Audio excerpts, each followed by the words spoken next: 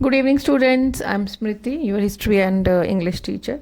Today I'm going to teach you ninth class SST first chapter, India and the Contemporary World. Okay, and it's section 1 events and process. इस section में first में आपका French Revolution है, chapter 1 आपका French Revolution है, it's very important. Chapter 2 आपका Russian Revolution about the Tsars, है ना, and third is where it is Nazism, आपका हिटलर आ जाएगा. चलिए फर्स्ट चैप्टर पढ़ते हैं. ये आता है आपका फ्रेंच रेवोल्यूशन जो बहुत ही इंपॉर्टेंट है. अब इसमें आता है कि on the morning of 14 July 1789, याद रखिएगा date 1789, the city of Paris was in state of alarm. होता क्या है, the king had commanded troops to move into the city. Rumours spread that he would soon order the army to open fire for the upon the citizens. ऐसे rumour फैल जाते हैं Paris city में कि भैया आप किंग ऑर्डर देने वाला कि सिटीजन्स को मार दो, ओपन फायर कर दो.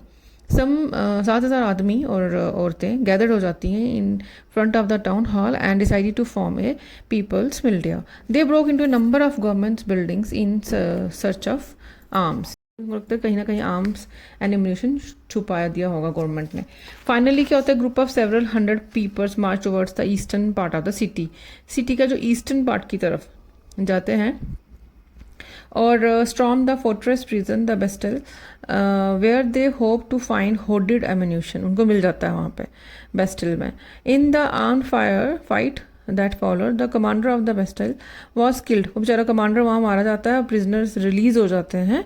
ठीक है, वहाँ फोर्ट्रेस मतलब एक किला ऐसे बनाया होता है वहाँ पे.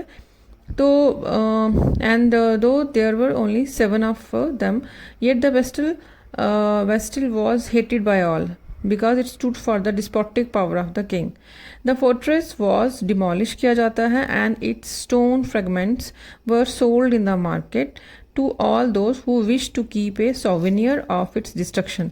जो उसकी फोर्ट्रेस को क्या डिमोलिश कर देते हैं और जो उसके स्टोन के जो टूटे, जैसे जो उसके स्टोन होते हैं टूटे पज्जे, जो टूटे हुए स्टोन्स जो होते हैं उनको मार्केट में बेच दिया जाता है कि भैया ये सोवेनियर के तौर पे अपने पास रखिए. डिस्ट्रक्शन का सोवेनियर मतलब किसी चीज़ का ना सोवेनियर होता है, किसी एरिया का पर्टिकुलर कोई एक फेमस जैसे कोई डिज़ाइन, कोई आपको पता चलेगा अच्छा ये तो असम का वो है गैंडा है, तो इसका मतलब ये वहाँ का सोवेनियर होगा.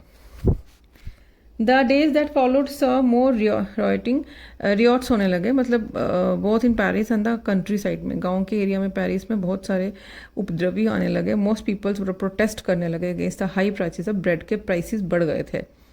बाद में historians look back upon this time, they saw it was beginning of a chain of events. एक चेन ऑफ इवेंट्स होती है, ऐसे इतने बड़े बड़े हरकतें नहीं होती, एक चेन ऑफ इवेंट्स होती हैं, मतलब हर एक इवेंट के पीछे एक हिस्ट्री होती है. तो वो हिस्टोरियंस भी देखते हैं कि हुआ क्या था आखिर. Ultimately led to the execution of the king, मतलब किंग को चेंज करना चाहते हैं. Though most people at the time did not anticipate this outcome. और how and why did this happen, अब ये देखते हैं क्या हुआ भैया. स्टॉर्मिंग ऑफ द बेस्टिल, ये दिखा रहे हैं कि कैसे लोग वहाँ जाके इसको पूरी तरह से फोर्ट्रेस को बर्बाद कर देते हैं. French society during the late 18th century. हम अब देखते हैं कि 18th सेंचुरी के लेट 18th सेंचुरी में आखिर हुआ क्या था फ्रांस में जो इतनी बड़ी वहाँ पे revolution I.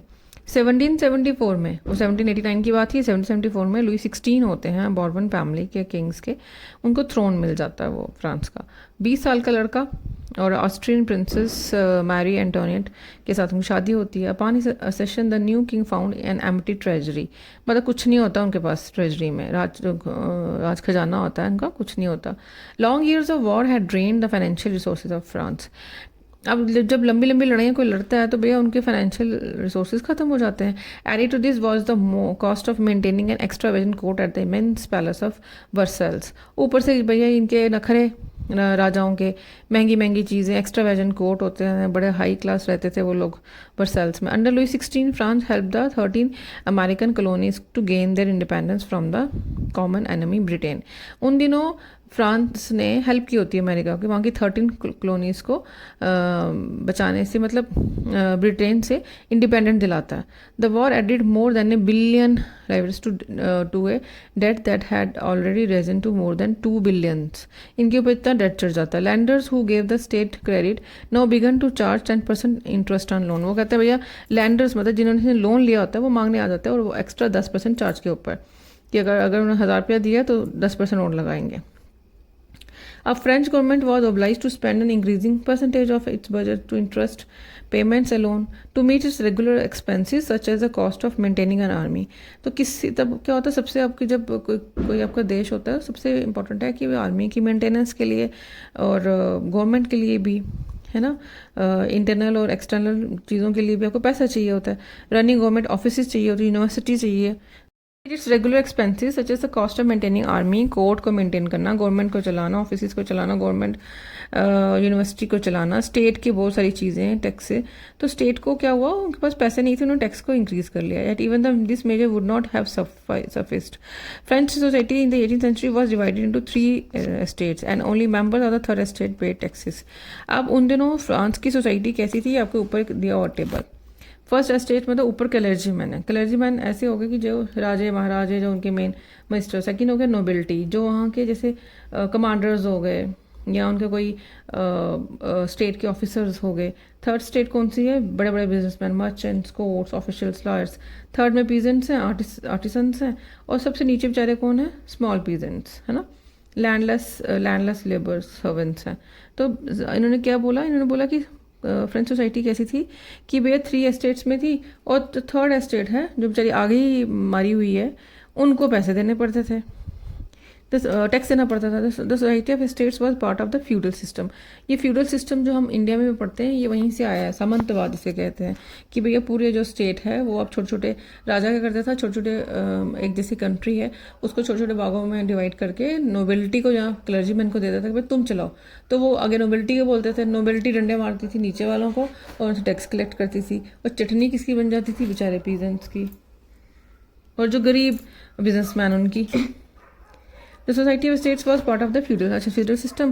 The term old regime it's usually used to describe the society institutions of the France before 1789. बड़ा बुरा हाल चल रहा था, धीरे धीरे वही मतलब धीरे धीरे माहौल गर्म हो रहा था और एक दिन ज्वालामुखी फूट गया. Shows how the system of estates in French society was organized. ये फिगर 2 में मैंने आपको बता दिया. Peasants made up about 90%. अब सबसे ज़्यादा peasants होते हैं. Only a small number of them own the land they cultivated. भाई कुछ तो अपनी लैंड को कल्टिवेट करते हैं, कुछ दूसरों के लेबर होते हैं, मतलब दूसरों की ज़मीनों पे काम करते हैं. About 60% of the land was own by the nobles. 60% land nobles की थी. चर्च भी वहाँ दोनों बहुत ज़्यादा हाई पावर में रहते थे और है ना, उनके पास भी बहुत ज़मीनें होती थी. And the other richer members of the third estate. The member of the first 2 estate that is clergy, the nobility, enjoyed certain privileges by birth. उनको तो बस पैदा होते ही उनको एक प्रिविलेजेस मिल जाती थी.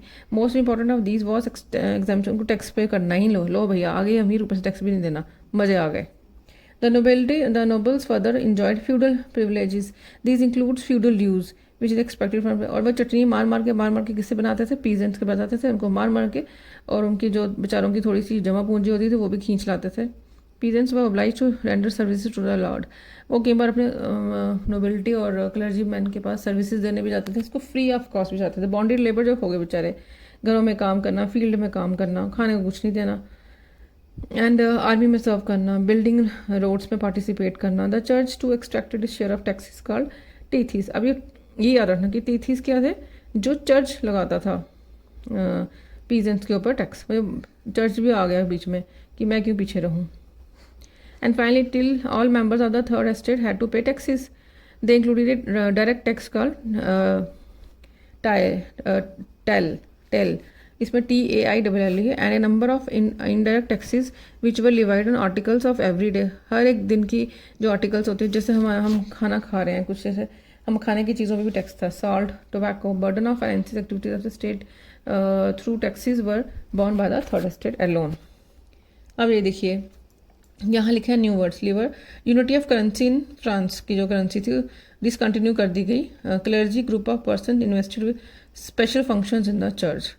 एंड टैक्स जो चर्च लगाता था किस पे, एग्रीकल्चर प्रोड्यूस पे। Taille tax to be paid directly to the state. भैया वो चर्च को भी देंगे, टेल को भी देंगे। स्पाइडर अंदर फ्लाई दिखाई हुई है कि भैया स्पाइडर को ना, स्पाइडर है ये क्लर्जीमैन हो गया, नोबल्स हो गए, और फ्लाई को ना में फंस के रह जाती है, वो है अपना बेचारा पीजेंट। ठीक है, एक तो वो सामान ला रहा है, वो उसको लुक भी नहीं दे रहा, और क्या सामान रख के दफ़ा हो यहाँ से, और बहुत ही बुरा वाला ट्रीटमेंट करते थे। ये मुझे सबसे बुरा लगता है कि पता नहीं क्या सोच के ये लोग ऐसे ट्रीटमेंट करते होंगे।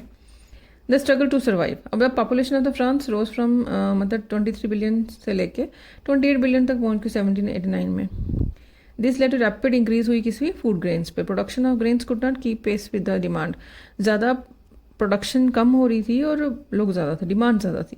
Price of bread which was the staple diet of the main. वहाँ पे क्या है, जैसे यहाँ वीट है वहाँ लोग ब्रेड खाते हैं, जहाँ पे हम लोग रोटी चावल आटा दाल खाते हैं तो वो लोग ब्रेड पे निर्भर होते हैं।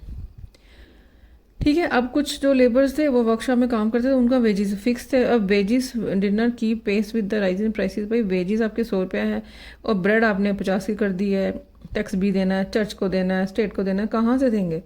द पुअर और रिच के बीच का जो गैप है वाइडन होता जा रहा था।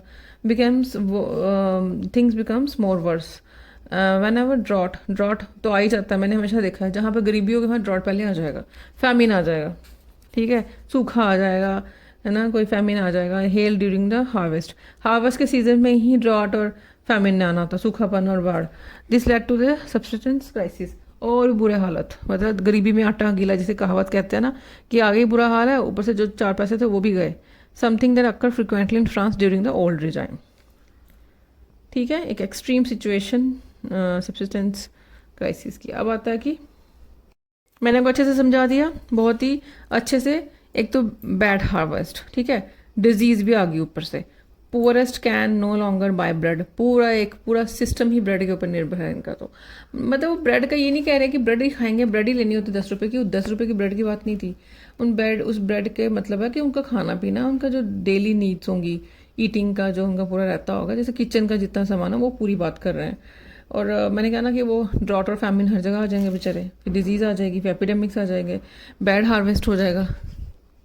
Growing middle class envisages an end to privileges. Past में peasants and workers had participated in revolts against income increasing taxes and food scarcity, but they lacked the means and programs to carry out full-scale measures that would bring about a change in the social and economic order. This was left to those groups within the third estate who had become prosperous and had access to education and new ideas. वही इसमें है कि उनके पास एक तो peasants हो गए, workers हो गए, उनको अपने खाने पीने का नहीं है, वो कहाँ से अपना इकोनॉमिक और सोशल लाइफ इंप्रूव करेंगे। और जो दूसरे हैं वो अमीर हुए जा रहे हैं, है ना। This was left to those groups within third estate who had become prosperous and had access to education. वो एजुकेशन पा रहे हैं, नए नए ideas. 18th century witness the emergence of social groups termed middle class निकली, ठीक है, who earn their wealth through and expanding overseas trade करने लगे from the manufacture of goods such as woollen and silk textile. वो पूरे world में demand में रहती हैं। That were either exported or brought by the richer member of society. In addition to the merchants and manufacturers, the third estate, including professions, lawyers और administrative officials आने लगे, वो educated थे और बिलीव करते दो no group in society should be privilege by birth. मतलब कि ये नहीं है कि आप पैदा हुए राजा के घर में तो फिर आपको प्रिविलेजेस मिलेंगी। आप क्लर्जीमैन के पैदा हुए, आप नोबिलिटी के पैदा हुए तो आपको, अब चर्च का कोई वहाँ के मेंबर हो गए तो आपको प्रिविलेज मिल गया। ऐसा नहीं होना, बाय बर्थ नहीं होनी चाहिए। वो पढ़े लिखे लोग आने लगे। ए पर्सन सोशल पोजिशन पे खुद करो, कुछ सोशल पोजिशन होनी चाहिए, depend on its merit. These ideas envisaging एक सोसाइटी बेस्ड ऑन फ्रीडम होनी चाहिए, इक्वल लॉज होनी चाहिए, अपॉर्चुनिटीज सबके बराबर होनी चाहिए। ये नहीं कि ऊपर वाली क्लास ही पढ़ेगी लिखेगी, अपॉर्चुनिटीज नीचे वाले मार खा रहे हैं, ऐसा नहीं होगा। एंड फिलोसफर्स जैसे उनके फिलोसफर्स आने लगे सोसाइटीज़ को थोड़ा चेंज करने के लिए। John Locke and Jean Jacques Rousseau, my God, आप इसकी पेंटिंग्स देखिएगा तब सोचेंगे क्या पाई है, क्या आदमी, क्या आर्टिस्ट है ये। मैं इसकी बहुत बड़ी फ़ैन हूँ जीन जैकस रूसो की। In his 2 treatise of government, Locke sought to refute, मतलब जो एक जॉन लॉकी है उसने sought to refute the doctrine of the divine and absolute right of the monarch. Rousseau ji क्या कहते हैं, Jean Jacques Rousseau carried the idea forward, proposing a form of government based on social contact between people and the represented to the spirit of law. Montesquieu proposed a division of power with in the government between the legislative executive judiciary, मतलब government हो उनकी कोई powers हो कि legislative हो, executive हो, judiciary हो। This model government was put into force in USA. जैसे यूएसए में है 13 कॉलोनीज डिक्लेयर, वहाँ पे 13 कॉलोनीज इंडिपेंडेंट हो गई हैं। American constitution and it's guarantee of individual rights was an important example for political thinkers in France. मतलब जो अमेरिका में इतनी बड़ा शिफ्ट हुआ तो उससे जो फ्रांस के फ्रेंच फिलोसफर्स थे वो बहुत इम्प्रेस हुए, है ना। तो उन्होंने बोला हमारी तरफ भी ऐसा होना चाहिए, ठीक है। मैंने कहा ना जीन जैक्स रूसो, उसकी शायद एक पेंटिंग भी है, द लिबर्टी वाली पेंटिंग है उसकी, बहुत फेमस है उसकी पेंटिंग वो।